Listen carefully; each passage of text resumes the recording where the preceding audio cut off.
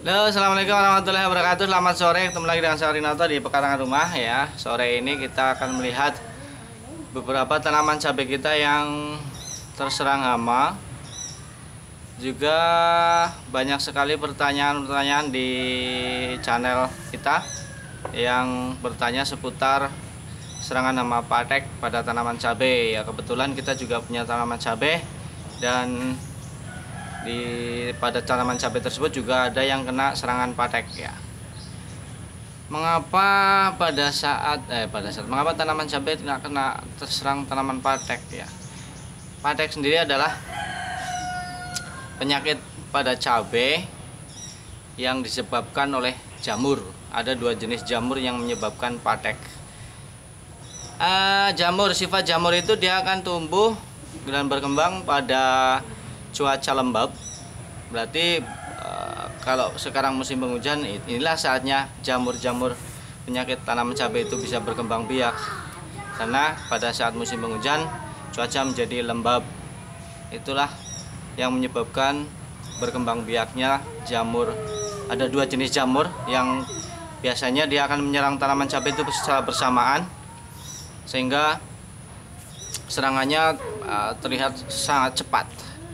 Ya, pada kondisi musim penghujan jamur ini cepat sekali berkembang dan akan menyerang cabai. Ciri-cirinya adalah buah cabai itu menjadi busuk baik di bagian tengah maupun di bagian ujungnya.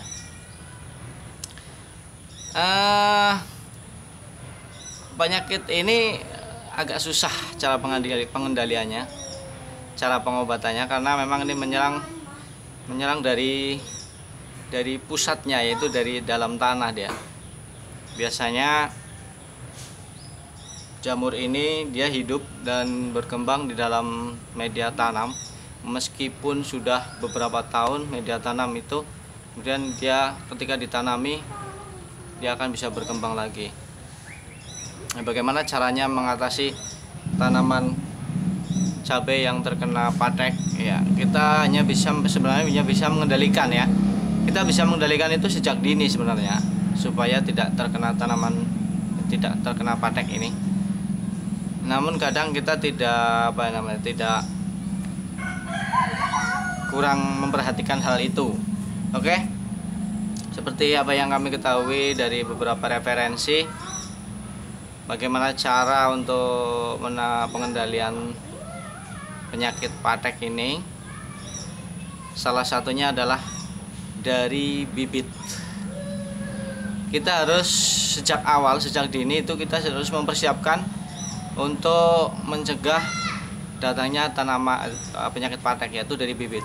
Carilah bibit yang tidak berasal dari tanaman yang terkena patek, itu jelas sekali. Ketika bibit kita ambil dari tanaman yang terkena patek, maka ya otomatis kebawa, jamur itu kebawa dari bibit itu, nanti kebawa meskipun sudah tumbuh dia akan pateknya muncul lagi. Maka dari itu yang pertama sekali adalah cari bibit yang dari tanaman yang sehat, bukan terkena patek. Oke, kita lihat saja contohnya seperti ini. Kita punya tanaman dua.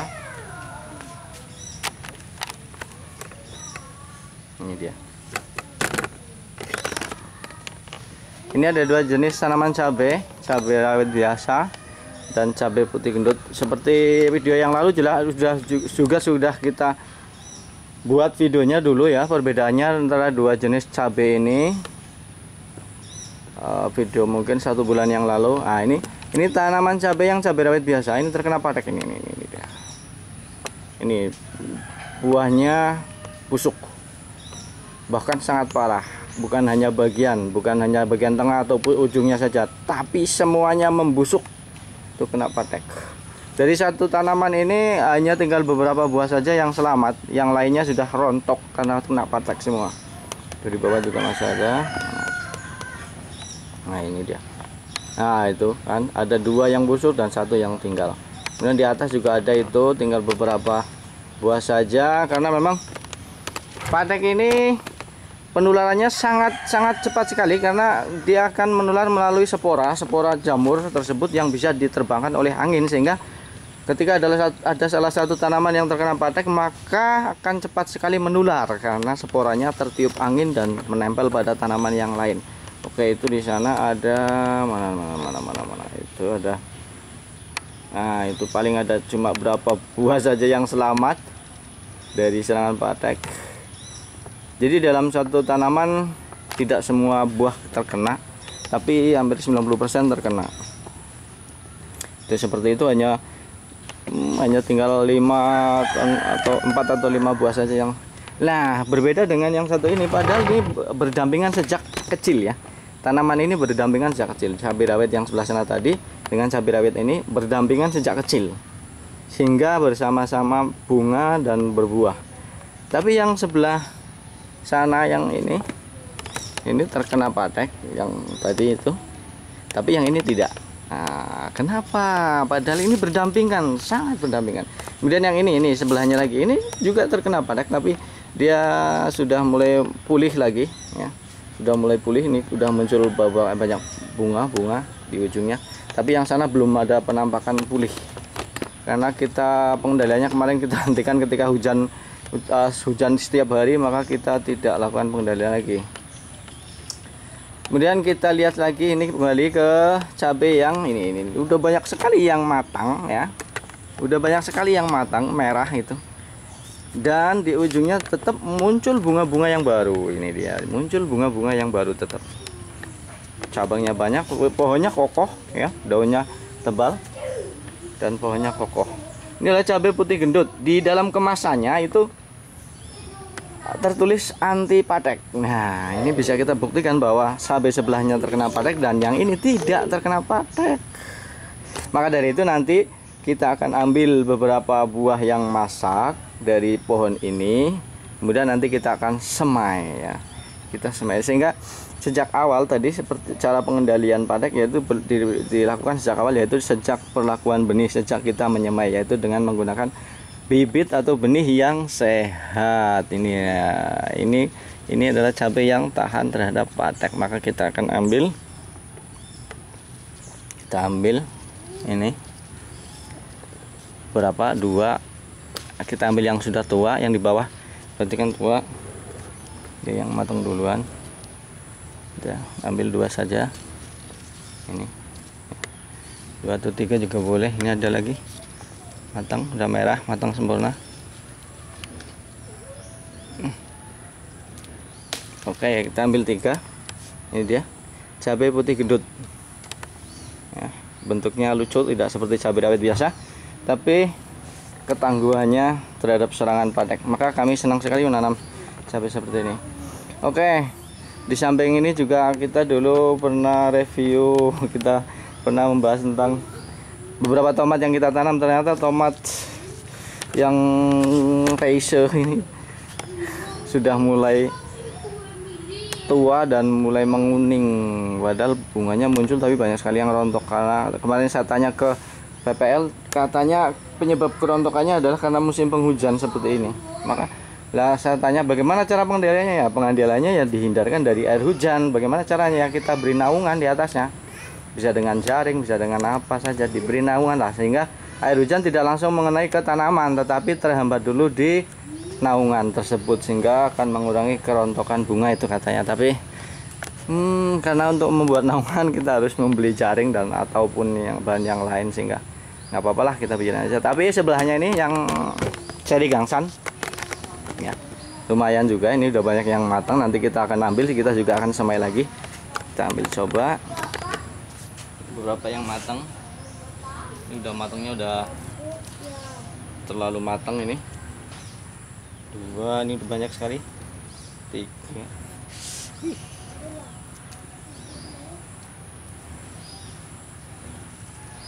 Oke, ini dia. Nah, ini dia, ini tadi cabenya, dan ini tomatnya yang cherry gangsan ya, yang buahnya itu bisa banyak banget dalam satu tangkai. Kalau yang subur banget itu bisa mungkin 20 butir dalam satu tangkai. Ini ya tidak begitu sih, itu lumayan tapi kecil-kecil karena memang media kita sedikit, sehingga makanan atau nutrisi yang diserap oleh tanaman juga sedikit.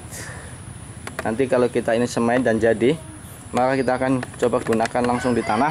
Bagaimana? perkembangannya. Oke, kita langsung saja ke tempat dimana kita akan menyemai dan kita lihat beberapa persemaian kita yang sudah. Jadi kita melakukan persemaiannya itu di sebelah warung kebetulan yang sudah dulu juga kita sudah buat video di sini ya tentang bagaimana cara pengelolaan atau pemanfaatan atas kolam ini untuk menanam sayuran. Nah, ini dia. Ini beberapa contoh persemaian kita yang sudah umur 10 hari. Ini jasim ya, jasim cabai. Ini juga jasim lagi, mungkin 1 minggu lagi sudah bisa kita pindahkan, dan beberapa sudah kita pindahkan. Ini masih kosong. Nah, ini nanti untuk persiapan ini ya satu atau mungkin nanti kita akan gabung di sini. Nah, ini juga nanti kita tomat ya, nanti kita beri lagi jasim lagi. Nah, ini yang raisa kemarin, yang kita semai kemarin, raisa ini dia lumayan subur, bagus. Nanti kita ini sebenarnya sudah siap dipindahkan juga karena daunnya sudah 1, 2, 3, 4 yang kecil, 3 dan 1 yang kecil ya.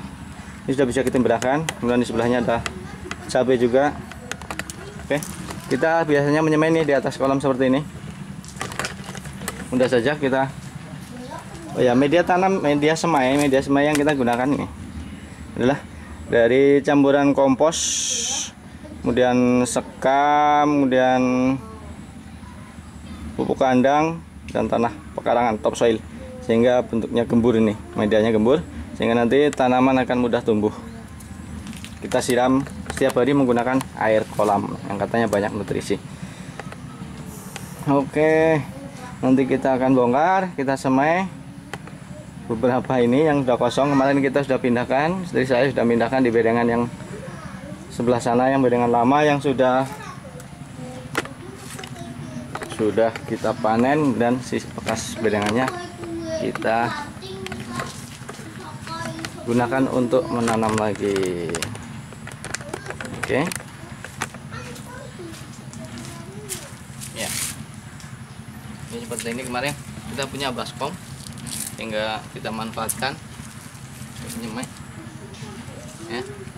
Jadi selain untuk budidaya menghasilkan sayuran, kita juga bisa seperti rekreasi ya, karena dengan melihat banyak tanaman yang subur di sekitar rumah kita, pikiran kita jadi ikut senang. Jadi seperti rekreasi, fresh.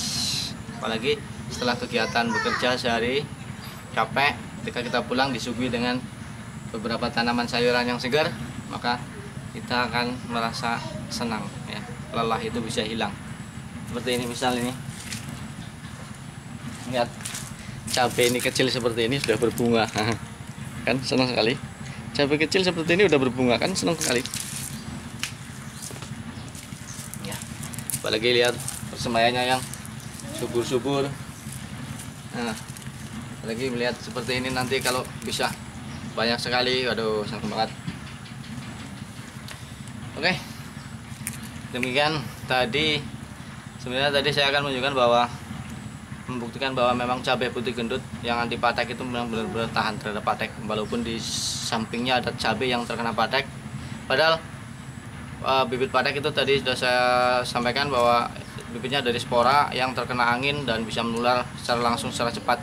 Tapi nyatanya cabai putih gendut kita yang di sebelahnya tidak tertular karena memang cabainya tahan patek. Sehingga rekomendasi buat teman-teman sekalian, pemirsa yang ingin menanam cabai, coba cari cabai yang bentuknya seperti ini ya. Jadi dia putih, tidak kuning, tidak hijau, putih awalnya, kemudian merah ya. Daunnya lebar dan tebal. Di toko pertanian juga banyak sekali bisa kita beli ya, harganya murah, paling satu bungkus isi berapa ya, 25 gram atau 50 gram itu paling 30.000. Ada juga sih yang mahal tapi sama aja, yang penting bentuknya yang ada tulisannya anti patek seperti itu. Oh ya, tadi lupa kita teruskan tadi ya, satu cara mengendalikan pateknya ya, lupa saya tadi. Satu, bibit asalnya dari tanaman yang sehat yang tidak terkena patek, dan cari yang rekomendasi yang memang anti patek, satu. Yang kedua, media tanam. Nah, patek disebabkan oleh dua jamur, yaitu tadi yang saya sebutkan namanya Gliosteticum apa ya. Ada dua jamur yang menyebabkan patek. Dia akan hidup di dalam media tanam, meskipun itu media tanam itu tidak media tanam sudah kita anggurkan 1 tahun. Ketika tadinya ada tanaman di atasnya yang terkena patek, maka media tanam itu akan membawa jamur patek, sehingga ketika kita tanami lagi bisa saja menyerang lagi pateknya. Itu seperti itu, karena jamurnya bisa bertahan sampai 1 tahun bahkan. Sehingga sebaiknya kalau kita mau menggunakan media tanam, sebaiknya ya gunakan media tanam yang baru kalau kita menanam menggunakan pot ataupun wadah. Tapi kalau menggunakan di tanah langsung, bagaimana cara yang bisa memperbarui media tanam yang adanya di situ? Maka kemarin saya lihat di tetangga sebelah itu ada seorang pekebun juga ya, berkebun seperti kami. Mereka itu suami istri, sudah agak tua umurnya. Ketika sudah dipanen, maka atasnya bedengannya ditebari dengan sekam padi, kemudian dibakar. Nah, menurut prediksi saya, walaupun saya belum tanya, itu salah satu cara untuk membunuh sisa-sisa hama dan penyakit yang ada di media tanam setelah sayurannya dipanen, sehingga ketika nanti ditanami lagi, hama dan penyakitnya sudah musnah ya, karena dibakar tadi dengan sekam. Selain itu juga hasil bakaran sekam itu menjadi arang sekam yang juga turut nanti menggemburkan dan menyuburkan tanaman ketika musim ditanami selanjutnya. Oke, yang satu tadi adalah bibitnya asalnya dari tanaman yang sehat, kemudian yang kedua adalah media tanam yang kita gunakan adalah juga media tanam yang sehat. Kemudian yang ketiga, karena ini jamur itu dia biasanya sifatnya tidak tahan terhadap sinar matahari. Maka untuk mencegahnya, sebaiknya areal atau di lingkungan di sekeliling tanaman tersebut harus terkena sinar matahari secara langsung, sehingga mengurangi kelembaban. Ketika lembab maka jamur akan berkembang dengan cepat, tapi ketika kena panas maka jamur akan bisa mati terkena sinar matahari. Oleh karena itu jarak tanam harus diatur sedemikian rupa, usahakan sinar matahari bisa masuk ke sela-sela tanaman, berarti jarak tanaman harus lebar. Itu. Kemudian ketika tanaman kita subur, daunnya itu lebat, maka perlu kita kurangi supaya cahaya matahari juga bisa masuk. Itu cara-caranya untuk mencegah. Kemudian kalau kita gunakan obat jamur itu, dia kalahnya dengan, karena kita memang menggunakan organik ya, jamur itu kalahnya dengan yang asam. Maka kita dulu pernah juga menggunakan jeruk nipis ya, jeruk nipis kita blender kemudian kita semprotkan, atau belimbing buluh itu yang kecil yang sudah jadi yang hijau itu juga kita blender kita semprotkan, karena jamur itu kalah dengan yang asam kecut ya. Kemudian kalau untuk penggunaan herbisida yang sintetis, yang kimia itu saya tidak rekomendasikan, tapi terserah, kalau mau pakai juga terserah, itu keputusan masing-masing. Silakan cari di toko pertanian juga banyak. Tapi kalau untuk saya minimalkan penggunaan seperti itu, kalau bisa ditiadakan sama sekali. Jadi 100% organik. Mengapa demikian? Nanti coba kita akan cek video selanjutnya tentang, saya akan coba membahas tentang mengapa saya tidak menggunakan pestisida, insektisida, herbisida dan obat-obatan sintetis atau kimia. Oke, itulah tadi beberapa cara yang bisa kita lakukan untuk mengurangi patek. Oh ya, lah bagaimana kalau memang cabenya sudah terserang patek? Kalau memang serangannya sudah parah, mending cabenya dicabut kemudian dibakar, supaya jamurnya itu yang akan menularkan nanti musnah juga. Kalau memang belum parah ya kita ambil beberapa tanaman yang kena patek, kita buang dan kita selamatkan yang belum terkena.